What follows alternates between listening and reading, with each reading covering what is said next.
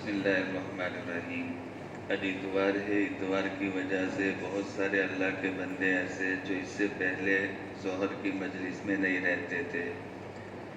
یہ ہمارا سبق یہ چلتا ہے 2-3 دنوں سے کہ اللہ تبارک و تعالی ہمارے خالق ہے، ہمارے مالک ہے، ہمارے رازق ہے۔ اللہ پاک ہمارا سب کچھ کرنے والے۔ جب اللہ پاک ہی سب کچھ کرنے والے تو ایسے خالق اور مالک کا ہم پر کچھ حق بنتا ہے کہ اب وہ حق ادا کرے۔ میں نے پہلے دن کہا تھا کہ باپ یہ ہمارے لیے کچھ کام کر دیتا تو باپ کی خدمت کرنا یہ ہمارا حق ہے، باپ کا کہا ماننا ہمارا حق ہے۔ بیوی کے لیے اس کا شوہر کوئی کام کر دیتا تو بیوی اپنے شوہر کی خدمت کرنا یہ اپنی سعادت سمجھتی، اپنے لیے اچھی بات سمجھتی۔ جب اللہ تبارک و تعالی ہمارے خالق ہے، ہمارے مالک ہے، سب کچھ ہمارے اللہ تبارک و تعالی، تو اللہ کے بھی کچھ حق ہے جو حق ہمیں ادا کرنے چاہیے۔ ان میں بہت سارے حق ہم نے پڑھ لیے، آج پڑھیں گے اللہ تعالیٰ کے حق میں سے ایک 9واں حق، اللہ تعالیٰ سے حیا کرنا۔ یہ کل پڑھ لیا گیا تھا۔ اللہ تبارک و تعالیٰ جب ہمارے سب کچھ ہے تو اس سے برا کام کرتے ہوئے شرم کرنی چاہیے۔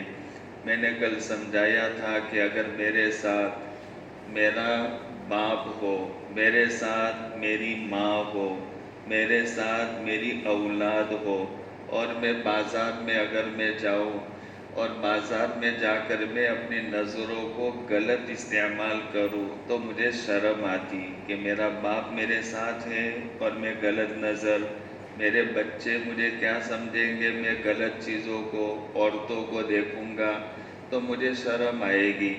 جب میرا اللہ یہ ہر وقت میرے ساتھ رہتا، ہم چھوٹے تھے، مکتب پڑھتے تھے تو ہمارے استاد نے ہمیں یہ عقیدہ پڑھایا تھا، اللہ ہر جگہ حاضر ہے، ہر جگہ ناظر ہے، یعنی اللہ یہاں بھی موجود، یہاں بھی دیکھ رہا ہے۔ جیسے میں نے کل واقعہ بتایا تھا کہ حضرت موسیٰ علیہ السلام نے رب تعالیٰ سے یہ درخواست کی تھی کہ باری تعالیٰ تو اپنی مخلوق کو کیسے روزی دیتا ہے، تو پھر آخری نتیجہ یہ تھا اللہ پاک یہ دکھلانے کے لیے اللہ پاک نے حضرت موسیٰ علیہ السلام سے کہا تھا کہ تمہارے ہاتھ میں جو عصا اور ڈنڈا ہے لے کر کے پہاڑ کے پاس جاؤ اور اللہ کا نام لے کر پہاڑ کو مارو۔ تو مارا اللہ کا نام لے کر تو پہاڑ میں سے بہت بڑی چٹان اور پتھر الگ ہو گیا۔ دوسری مرتبہ مارا تو ایک اور چٹان الگ ہو گئی، تیسری مرتبہ مارا تو ایک چٹان الگ ہو گئی، اور پھر اس میں سے ایک چھوٹا سا کیڑا نکلا، اور وہ کیڑا یہ اس کے منہ میں ہرا پتا تھا اور وہ پتا کھا چبا رہا تھا اور یہ تسبیح پڑھ رہا تھا، سبحان من یرانی، سبحان من یرانی، وہ ذات پاک ہے جو مجھے ایسی بن باڈی میں بھی دیکھتی، سبحان من یذکرنی ولا ینسانی، جو مجھے یاد رکھتی اور ایسی جگہ میں بھی کبھی بھولتی نہیں ہے اللہ کی ذات، وَيَعْرِفُ مَكَانِي، میں کہاں رہتا اس کو معلوم ہے میرے اللہ کو، وَسُبْحَانَ مَن يَرْزُقُنِي، وہ ذات پاک ہے جو ایسی جگہ میں بھی مجھے روزی پہنچاتی۔ لہذا یہ اللہ پاک وہاں بھی حاضر ہے، اللہ وہاں بھی دیکھ رہے کہ یہ چھوٹا سا کیڑا، وہ کیڑا ایک جگہ پر لاک ہو گیا تو اللہ پاک اس کو دیکھتے، اس جگہ پر بھی حاضر، اس کے لیے کھانے پینے اور روزی کا انتظام کرنے والے۔ جب ایسی بات ہے، ہمارا عقیدہ ہے، تو پھر ہم جب بھی جائے تو میرے ساتھ میرا اللہ رہے گا، میرے ہر عمل کو دیکھے گا۔ لہذا جب بھی کوئی غلط کام کرنا ہو تو کس سے شرم کرو بھائی؟ اس اللہ سے شرم کرو کہ میرا اللہ دیکھ رہا، میں جھوٹ بولوں گا میرا اللہ سنتا ہے، میں غلط دیکھوں گا میرا اللہ دیکھتا ہے، لہذا یہ اللہ سے شرم کرنا یہ اللہ تعالیٰ کا حق ہے۔ تو کوئی بھی کام کرتے، نماز چھوڑنی، اللہ سے شرم کرو، میرا اللہ دیکھتا، میرے اللہ نے مجھے آنکھیں دی، زبان دی، کان دیے، ہاتھ دیے، پاؤں دیے، میں جو کچھ بھی ہوں میرے اللہ کے دیے ہوئے دل و دماغ کی وجہ سے میں کچھ دنیا میں ترقی کرتا، یہ سب میرے اللہ کا دیا ہوا۔ وہ میرا اللہ کہتا ہے میرے بندے چل اٹھ نماز پڑھ، چل دکان چھوڑ میرے گھر آ، تھوڑی دیر کے لیے میرے گھر آ کر میرا مہمان بن، چل سورج غروب ہو گیا، رات آ گئی، اب مجھے یاد کر لے، چل سونے سے پہلے ایک مرتبہ میری ملاقات کر لے۔ اب یہاں اللہ بلاتا جس نے سب کچھ دیا، لہذا وہ اللہ کا کہا نہ مانتے ہوئے اللہ سے شرم کرنی چاہیے کہ جب میرے اللہ نے سب دیا، وہ میرا اللہ بلاتا تو میں کیسے اس کے بلاوے کو ٹھکراؤں، کیسے نہ کہوں، یہ اللہ سے شرم کرنے کا مطلب ہے۔ اللہ تعالیٰ کا ذکر بکثرت کرنا، یہ تو میں نے رات کو بھی سمجھایا، میں نے مثال دے کر کہا تھا، یہ ہمارے مول صاحب ہیں، ان کی غیر حاضری میں مولانا کی بہت تعریف کروں، ان کی اچھائی بیان کروں، ان کو پتہ چلے کہ مفتی صاحب نے میری اچھی باتیں تعریف، تو وہ میرے پیارے بن جائیں گے، دوست بنیں گے کہ اب میری غیر حاضری میں بھی میری اچھائی میری بھلائی بیان کرتے۔ اب میرے بھائیوں، بہت اچھے بھائیوں، اللہ تبارک و تعالیٰ کا جب ہم ذکر کریں گے، اللہ تعالیٰ کا ذکر کسی بھی شکل میں، تو اللہ کو جب ہم یاد کریں گے تو اللہ ہم سے پیار کرے گا، اللہ ہم سے محبت کرے گا، اللہ ہمیں اپنا دوست بنائے گا۔ جب ہم اللہ کے دوست بن گئے تو من کان للہ کان اللہ لہ، جو اللہ کا بن گیا اللہ اس کے بن گئے، اور جس کے اللہ بن گئے کس کی طاقت ہے کہ اس کا کوئی بال بیکا کر سکے، جس کے اللہ بن گئے۔ اس لیے ہم اللہ کا ذکر کثرت کے ساتھ، یہ اللہ کا حق ہے۔ صبح میں اٹھے تو اللہ کا ایک بڑا ذکر فجر کی نماز ہے، یہ اللہ کا ذکر ہے۔ فجر کی نماز کے بعد یاسین شریف کی تلاوت۔ بھائیو دیکھو، میں آج مستورات میں گیا تھا تو میں نے مستورات اور میری پیاری بہنوں کو اور میری جوان بچیوں کو میں نے ایک وظیفہ دیا تھا، میں نے کہا کہ آپ یہ وظیفہ مجھ سے لے لو، پڑھو، انشاءاللہ آپ کے گھروں میں اللہ پاک برکتیں دے گا، پریشانیاں دور کرے گا، مصیبتیں اللہ ٹالے گا۔ اچانک بات نکل آئی تو میں آپ بھائیوں کو بھی، جو میرے جوان بچے بیٹھے، میں ان کو بھی ایک وظیفہ بطور تحفے کے دیتا ہوں، اپنے سینے سے اس کو لگا لو، زندگی میں کبھی دکھی نہیں ہوں گے انشاءاللہ تعالی۔ ایک تو فجر کی نماز پڑھو آپ وقت پر جماعت کے ساتھ، پہلی شرط، اور فجر کی نماز کے بعد آپ یاسین شریف کی تلاوت ضرور کرو، یاسین شریف کی تلاوت کے بغیر کبھی مت سو۔ یاسین شریف کے فضائل میں سے ایک فضیلت بیان کرو، اگر بھوکا آدمی اس نیت سے یاسین شریف پڑھے کہ میں بہت بھوکا ہوں، بے چینی ہو رہی، سر چکرا رہے ہیں اور نہ معلوم کیا کیفیت ہو رہی، تو اللہ اس نیت سے پڑھے گا تو اس کا پیٹ بھرا جیسا بنا دیں گے، اس کی کمزوری دور کر دیں گے۔ لہذا جو بھی حالت موت کے وقت میں اگر آدمی کی روح نکلنے میں تکلیف ہوتی ہو تو یاسین شریف پڑھے تو وہ پاور اللہ نے رکھا کہ یاسین شریف کی برکت سے آسانی سے روح نکل جاتی۔ لہذا بہت فائدے یاسین شریف میں، جو نیت سے آپ پڑھو، تو آپ نیت کر کے پڑھو، کاروبار میں برکت، کہیں جانا ہو تو اللہ وہ کام آسان کر دے، اگر کوئی رشتے کا مسئلہ ہو، رشتے کے لیے جانا تو اللہ پاک آج یہ کام کے لیے تو یہ میرے بچہ بچی کا یہ رشتہ عافیت سے ہو جائے. جو مقصد کے لیے آپ پڑھیں گے تو اللہ پاک وہ مقصد پورا کریں گے. تو دیکھیے کتنی بڑی فضیلت ہے. تو فجر کے بعد یاسین شریف پڑھیں گے نا. ہاں بس جو سنے ایمان والے کا کام یہ ہے اچھی باتوں کو لے لینا، اس پر عمل شروع کر دینا، یہ ایمان والوں کا کام ہے. لہذا یاسین شریف فجر کے بعد.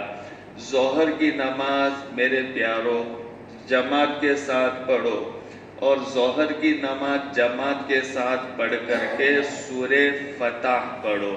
انا فتحنا لک فتحا مبینا، یہ 26ویں پارے میں ہے. تو یہ ظہر کی نماز جماعت کے ساتھ پڑھو اور سورہ فتح پڑھو، اور عصر کی نماز جماعت کے ساتھ پڑھو اور سورہ نبا پڑھو. عَمَّ يَتَسَاءَلُونَ عَنِ النَّبَإِ الْعَظِيمِ 30واں پارہ جہاں سے شروع ہوتا. اور مغرب کی نماز جماعت کے ساتھ پڑھو، اور نماز پڑھ کے پھر سورہ واقعہ پڑھو.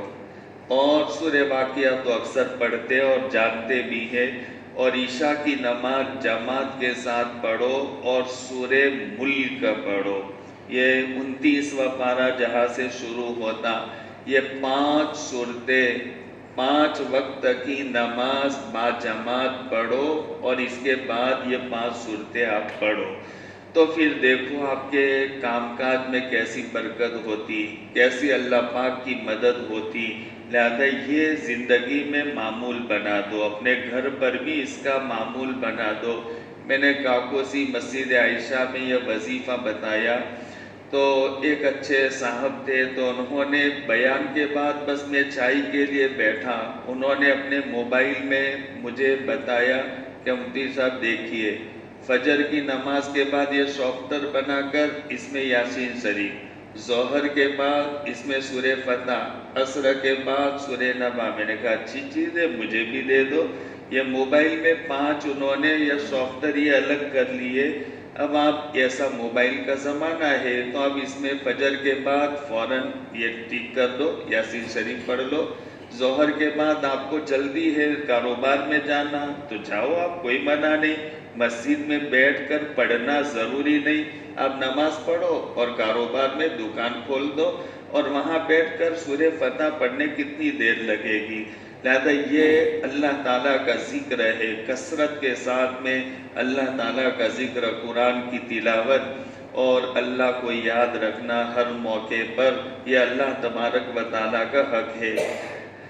اور ایک اللہ تعالیٰ کا حق ہے اللہ تعالیٰ اور رسول کی محبت کا تمام چیزوں کی محبت سے زیادہ ہونا. دیکھیے اللہ تعالیٰ کی محبت تمام سے زیادہ ہو، اللہ کے رسول علیہ السلام کی محبت ہمارے دلوں میں یہ تمام چیزوں سے زیادہ ہو. جب تک ایسا نہیں ہوتا وہاں تک ہم ایمان والے پورے طور پر نہیں کہے جاتے. یہ اللہ کا اور اللہ کے رسول علیہ السلام کا حق ہے.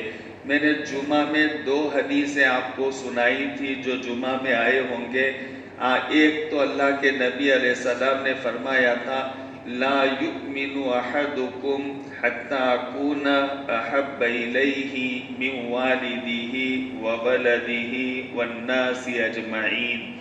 جب تک اللہ کے نبی علیہ السلام فرماتے میں تمہارے نگاہ میں تمام چیزوں سے زیادہ محبوب نہ ہو جاؤ، تمہارے باپ سے بھی زیادہ محبت مجھ سے، تمہاری اولاد سے بھی زیادہ محبت مجھ سے، تمہاری جان سے زیادہ محبت مجھ سے، تمہاری تمام چیزوں سے، دنیا کی ہر چیز سے محبت زیادہ مجھ سے. یہ جب تک نہیں ہوگا وہاں تک تم کامل ایمان والے نہیں. اور پھر میں نے دوسری حدیث تلاوت کی تھی، میں نے بتایا تھا کہ یہ محبت ہے کہ نہیں کیسے پتہ چلے گا. تو ایک حدیث میں بیان کیا لا یؤمن احدکم حتی یکون ہواہ تبعا لما جئت بہ. آقا فرماتے تمہاری محبت کا معیار تھرمامیٹر پہچاننے کی علامت یہ ہے کہ تم ایمان والے نہیں بنو گے جب تک کہ میرے بتائے ہوئے طریقے کے مطابق تم نہ چلو، تمہاری خواہشات میرے طریقے کے تابع نہ ہو جائے، وہاں تک تمہیں محبت نہیں، لہذا تم کامل ایمان والے نہیں۔ زندگی کا ہر عمل نبوی طریقے پر، اللہ کے حکم پر، یہ اللہ تعالیٰ اور اس کے رسول کی محبت کا تمام چیزوں کی محبت سے زیادہ ہونا ہے۔ ایک حق اللہ تعالیٰ کا یہ ہے، دین کی آسانی کا یقین رکھنا، یہ بہت بڑی بات ہے۔ ہم سمجھتے ہیں، کبھی بیٹھتے ایسی محفلوں میں تو ہمیں ایسا لگتا ہے یار کیا کیا کام کرنا کتنا مشکل ہے، کتنا مشکل ہے۔ تو اللہ کے نبی علیہ السلام کی بات پر تو ہمیں یقین ہے نا، تو آقا فرماتے الدین یسر، اللہ نے جو طریقہ اپنانے کے لیے دیا وہ بہت آسان ہے، لہذا یہ اللہ کا حق ہے ایسا ماننا کہ اللہ نے جو ہمیں کام کرنے کا بتایا کوئی مشکل نہیں، وہ بہت آسان۔ فجر کی نماز پڑھنا بھی آسان۔ اب دیکھیے ابھی گرمی کا زمانہ ہے، ہم سب نے اللہ کا شکر ہے روزہ رکھا۔ آپ کو عاجزہ میں دے دوں 5 لاکھ روزہ توڑ دیں گے؟ توڑ دیں گے؟ نہ کہتے دیکھیں 10 لاکھ دے دے تو ارے کوئی کروڑ روپے دے دے، کوئی مجال ہے کہ کوئی روزے دار کا روزہ چھوڑ دے؟ کوئی روزے دار کا روزہ، ارے تیرے کروڑ ہنگامی ہے، عارضی ہے، وقتی ہے، اور یہ میرا روزہ تو مجھے جنت تک لے جانے والا، انا اجزا بیہی، اللہ کہتے روزے کا بدلہ میں خود ہوں، میں روزے دار کو مل جاؤں گا۔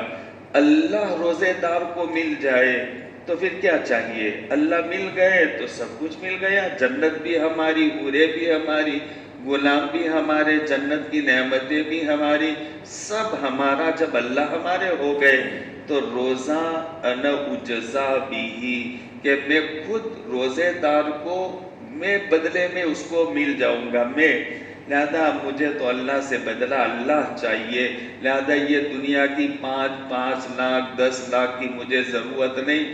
تو اب روزہ رکھنا جنہوں نے یہ سمجھا آسان ہو گیا، تو بہت آسان ہے، حج کرنا بہت آسان ہے، زکوٰۃ دینا بہت آسان ہے، صدقہ فطر ادا کرنا بہت آسان ہے، قربانی دینا بہت آسان ہے، صلہ رحمی کرنا بہت آسان ہے، رشتہ داروں کو رشتہ داری جوڑنا بہت آسان ہے، محلہ والوں کے ساتھ اچھا برتاؤ کرنا بہت آسان ہے، مہمانوں کے ساتھ میں ان کی خدمت کرنا، اچھا برتاؤ کرنا بہت آسان ہے، لہذا یہ دین بہت آسان، یہ سمجھنا یقین رکھنا اللہ کا حق ہے۔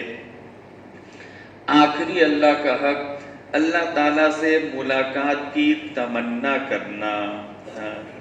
اللہ تعالیٰ سے ملاقات کی تمنا کون سے بندے کو ہوگی؟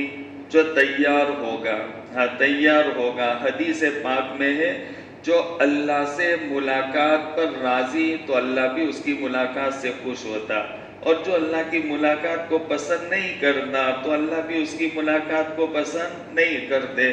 اور قرآن میں اسی کو کہا یا ایتھا النفس المطمئنہ ارجعی الی ربک راضیۃ مرضیہ فادخلی فی عبادی وادخلی جنتی۔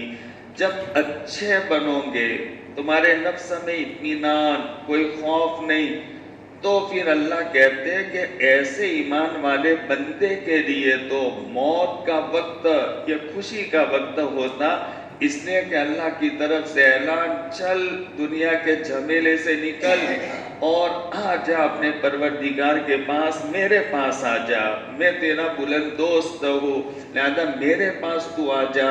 تو یہ اللہ کی ملاقات کے لیے وہ تڑپے گا۔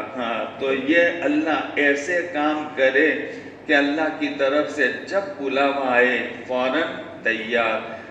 جس کو دنیا سے محبت زیادہ ہوتی، لہذا اس کو اللہ کی ملاقات کو شوق نہیں ہوتا، اس لیے دنیا کی محبت کم رکھے۔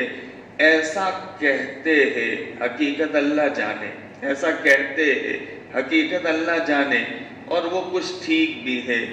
جو زیادہ دنیا کی محبت رکھنے والا ہوتا، اس کا جنازہ اٹھاؤ تو بڑا وزنی اور بھاری ہو جاتا، اور جو دنیا کی محبت والا نہیں ہوتا تو حضرت سعد کا جنازہ لے کر چلے تھے تو گویا 2 سال کا بچہ جنازے میں رکھا ہو۔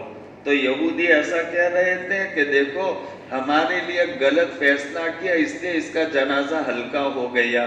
آپ نے کہا ایسی بات نہیں، سعد ایک ایسا آدمی ہے کہ وہ سعد کا جنازہ چلا تو ایسا نیک تھا کہ ہم تو خالی ٹیکا دیتے، لیکن جنازہ تو فرشتے اٹھا اٹھا کر کے چلتے، تو کہاں وزن لگے گا۔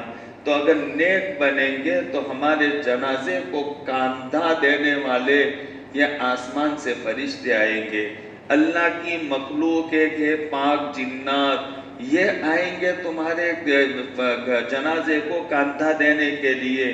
تو ہم نیک بنیں گے، اچھے بنیں گے، ہماری زندگی پاکیزہ ستھری زندگی ہوگی، تو پھر ہمیں اللہ سے ملنے اور ملاقات کا شوق پیدا ہوگا۔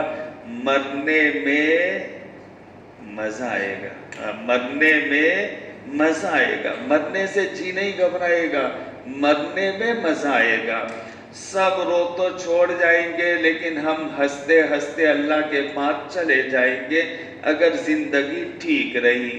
ہمیں ابھی جو کچھ ڈر لگتا اس لیے کہ ہم ایسے بنے نہیں، ایسے اللہ والے بن جائے، اللہ کی محبت دل میں پیدا کرے، نیکی کا کام کرتے ہو جائے کہ پھر اللہ کا ایسا پیار، جس سے دوستی ہوتی وہ بلائے تو خوشی ہوتی ہے نا، جس سے دوستی ہو وہ بلائے تو خوشی ہوتی ہے۔ چلو اپنا دوست ہے پرانا بلاتا، ارے میرا خالق، میرا مالک، میرا رزاق، جس نے دنیا سے 10 گنا بڑا مہمان کھانا میرے لیے تیار کر رکھا، جس نے میرے لیے 1 2 نہیں 80,000 میرے کام کاج کرنے والے تیار کر رکھے، اور 1 2 نہیں 72 میرے لیے جنت کی عورتیں تیار کر کے رکھی، اور اس نے دنیا سے 10 گنی بڑی جنت اور اس میں نہ معلوم کیا کا کیا۔ ایسا میرا اللہ، ایسا مہمان کھانا بنا کر، اتنے میرے نوکر چاکر تیار کر کے، اتنی حوریں رکھ کے اب مجھے بلاتا ہے۔ تو اب آپ لوگ مجھے 20 نگر بلایا، میرے لیے تھوڑا اپنے انتظام کر دیا، ٹھیک ہے 20 نگر والے محبت کرتے اور کھانے پینے کا بھی نظم ہے، کمرہ بھی دے دیا، انتظام ہے، چلو ٹھیک ہے جائے۔ انتظام نہ ہو تو آدمی نہیں جاتا۔ اب میرے اللہ نے اتنا انتظام کیا ہے میرے لیے، تو پھر وہ اللہ بلائے گا تو کیوں نہ کہیں گے، وہ اللہ بلائے دوڑ کر جائیں گے۔ اس لیے اللہ کے نبی علیہ السلام حضرت عائشہ فرماتی ہیں، میری طرف دیکھو، آقا کا اللہ سے ملنے کا آخری وقت تھا تو یہ آپ کا سر مبارک، حضرت عائشہ کہتی ہے یہ یہاں تھا، میری طرف دیکھنا، یوں یہاں تھا، اور آقا میرے گود میں پاؤں یہاں پر پھیلائے ہوئے، اور سر حضرت عائشہ کہتی یہاں میرے محبوب کا، جو میں نے حدیث سنائی تھی، حضرت عائشہ کیا کہتی ہے، لنا شمسن وَلِلَآفَاقِ شَمْسٌ، ہمارا ایک سورج ہے، دنیا والوں کا بھی ایک سورج ہے، وَالشَّمْسِ خَيْرٌ مِّن شَمْسِ السَّمَاءِ، ہمارا سورج تو آسمان کے سورج سے بہت بہتر ہے، شمس الناس تطلع بعد الفجر، لوگوں کا سورج تو نکلتا ہے صبح صادق کے بعد، وَالشَّمْسِ يَطْلُعُ بَعْدَ الْعِشَاء، اور میرا سورج تو عشاء کے بعد طلوع ہوتا۔ وہ عائشہ کے یہاں پر یہ ہنسلی، یہاں یہ آپ کا سر تھا، اور پھر اللہ کے نبی علیہ السلام نے یوں انگلی اٹھائی اور پھر کہا انا بالرفیق الاعلی، رفیق کے معنی دوست، اعلیٰ کے معنی بڑا، میں اپنے بلند دوست جو میرا حقیقی اوریجنل دوست، ان سے میں ملنے جا رہا ہوں۔ اب میں ان کے پاس جا رہا ہوں. حضرت عائشہ فرماتی میں سمجھ گئی کہ اب سرکار ہمارے درمیان میں نہیں رہیں گے اور یہ پردے میں چلے جائیں گے. بس اتنا کہنا تھا کہ آقا کی یوں گردن دھڑک گئی. ہاں، اور اللہ کو پیارے ہو گئے. انا بالرفیق الاعلی، کسی کو کہنے نہیں رہے. تو یہ ہے مرنے کا مزہ. موت کے وقت میں اپنے دوست جس نے میرے لیے مہمان کھانا اتنا سارا بنایا، سب کچھ بنایا میرے لیے، لہذا وہ بلاتا ہے تو میں کیوں نہ کہوں گا، وہ بلاتا ہے کیوں نہ. یہ ہے اللہ سے ملاقات کا شوق. اللہ پاک ہمیں ایسا بنا دے. آج میں نے تھوڑا آپ کا وقت زیادہ لیا، اس لیے میں نے زیادہ لیا کہ مجھے معلوم ہے آج سنڈے ہے، سب کی چھٹی ہے، تو کچھ نیک کام میں اللہ کے ذکر میں ہماری تھوڑی مجلس ہو جائے. نہیں تو اپنی مجلس ظہر کے بعد 15 منٹ 12 منٹ کی رہتی ہے، لیکن آج سب فارغ تھے تو تھوڑی بات کانوں میں پڑ جائے تو فائدہ ہو جائے. اللہ ہماری یہ مجلس کو قبول فرمائے.